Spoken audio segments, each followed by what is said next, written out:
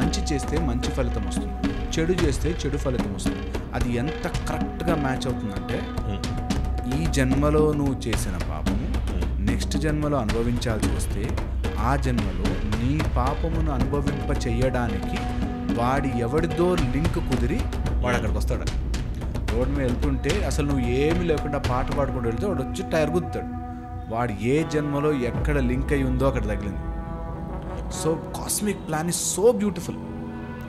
Cosmic plan అంత ఖచ్చితంగా నడుస్తుంది.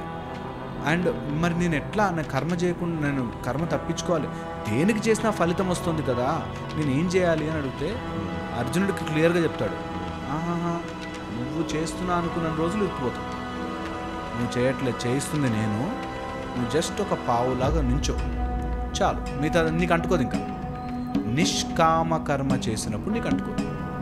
Easiest safest method.